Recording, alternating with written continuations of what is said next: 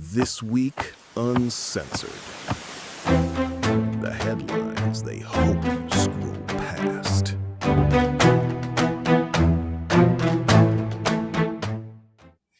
Tonight, America is doing two of its favorite things: making a family's unspeakable grief into content and discovering, again, that a judge should not become a post-game analyst while he still has to referee the replay. First, Nolan Wells. Today, Nolan would have turned 19 years old. Instead of cake, candles, and somebody embarrassedly singing too loud in the living room, his family has a prayer rally in Biloxi and a national virtual vigil asking a question that ought to be the smallest thing a family can ask of a functioning society. What happened to our son? Now, Nolan disappeared after a July 4th boating trip to Horn Island, Mississippi. His body was recovered 2 days later.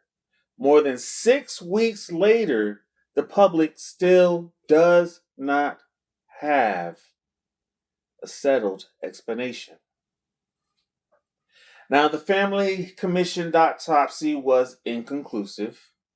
The state findings are not public while the case moves through grand jury review. So let us start with the sentence the internet finds physically painful to say.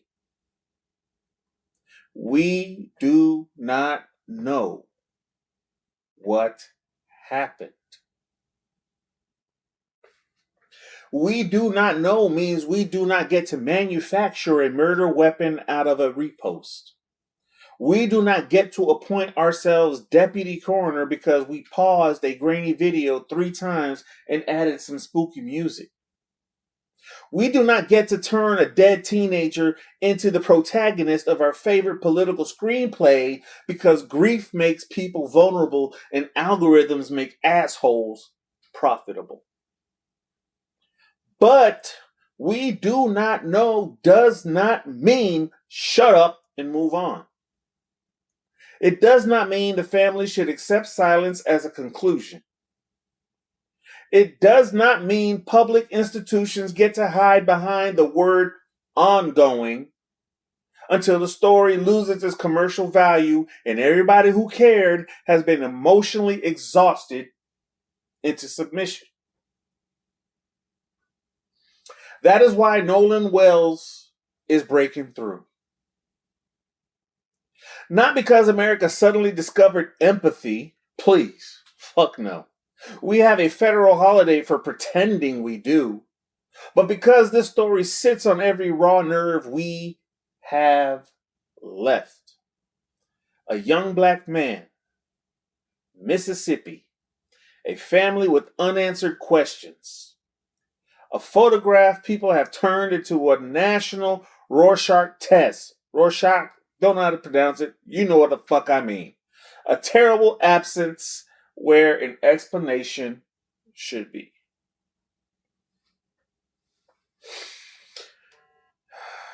And the impact is ugly. Very ugly. There are vigils. There are calls for federal scrutiny. There is real solidarity. And because we live in a culture where the comment section has the moral hygiene of a bus station bathroom, there are threats, harassment, attacks on people connected to the case, and strangers treating uncertainty like an invitation to cosplay as investigators. A family has lost a child. That alone should be enough to keep our mouths from sprinting ahead of the facts. Demand answers. Demand transparency. Demand a competent, independent investigation. But do not demand certainty you do not possess. The truth is not helped by a mob of amateur Sherlock Holmeses screaming into ring lights. That is not justice. That is grief with a Wi-Fi connection. Now to Texas, where Karmelo Anthony's case gave us a different lesson in public trust. If you are the judge who may have to decide whether a trial was fair, you best believe do not go on television and start grading the verdict like you are calling a damn college football game. Now, Karmelo Anthony was convicted of murder and sentenced to 35 years in prison for the fatal stabbing of Austin Metcalf at a 2025 high school track meet. That conviction is still in place. Let me say that again for the people listening from inside a conspiracy theory vending machine. The recusal of the judge did not erase the verdict. It did not declare Anthony innocent. It did not prove the jury was corrupt. It did not grant a new trial. What happened is that a visiting judge, Sid Harrell, removed Judge John Roach from the post-trial proceedings. The ruling said Roach's impartiality might reasonably be questioned. Why? Because the defense challenged Roach's restrictions on public access to the trial and then pointed to his own public comments after the verdict. Roach defended the courtroom restrictions, publicly endorsed the jury's conclusion, and wrote that the process was conducted fairly. Then he was still positioned to preside over a motion arguing that the process may not have been fair. That is the legal version of asking the restaurant manager to investigate whether the restaurant poisoned you after he has already posted a 5-star Yelp review of his own kitchen.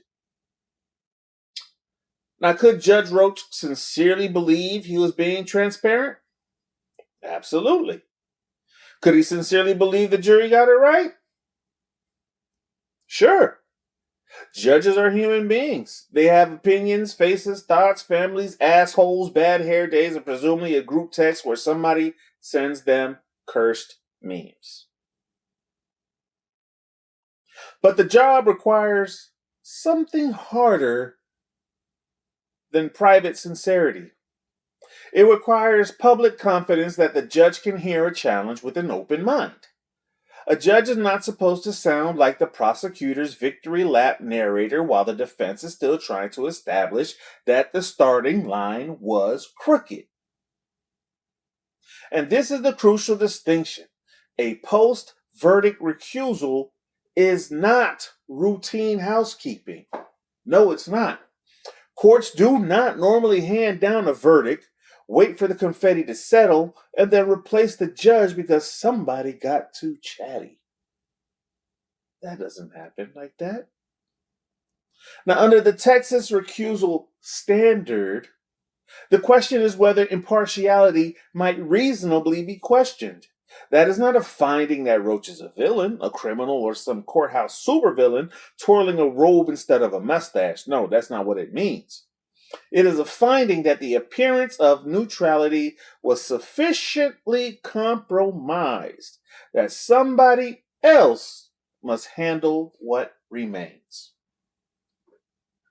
That looks bad for the judge because it is bad for the judge. Not necessarily evil, not necessarily sinister, but still bad. A judge's credibility is their oxygen. This is bad optics. Once the public can reasonably ask whether the judge pre-answered the fairness question in public, the court has a problem larger than one man's interview strategy. Now, the new judge now faces Anthony's motion for a new trial. The merits remain to be decided. The public should be capable of holding two thoughts in its head at once. Though I know that is increasingly asking a lot of a country that keeps trying to drink glue on fucking TikTok. First, a murder conviction deserves the full weight of the law and careful review of the evidence. Second, every defendant, especially in a case that has become a national cultural cage match, deserves a judge who has not publicly applauded the answer before ruling on whether the test was even fair. And there is a thread connecting Nolan Wells and Karmelo Anthony, even though the cases are profoundly different. In both, the public is staring at institutions and asking whether they can be trusted to do the slow, boring, sacred work of getting it right. Or do we just want to wrap it up, tie a nice bow, and call it a fucking day? Nolan's family needs facts, not viral folklore. Anthony's case needs due process, not judicial commentary dressed up as transparency. And the rest of us need to remember that justice is not whatever gives our side the best clips. It is not a hashtag. It is not a chant. It is not the moment the algorithm decides your grief has enough engagement to monetize. It is the stubborn, humiliatingly unglamorous commitment to evidence, fairness, and answers. Anything less is bullshit with better lighting. I'm your host, Stevie B. Good night.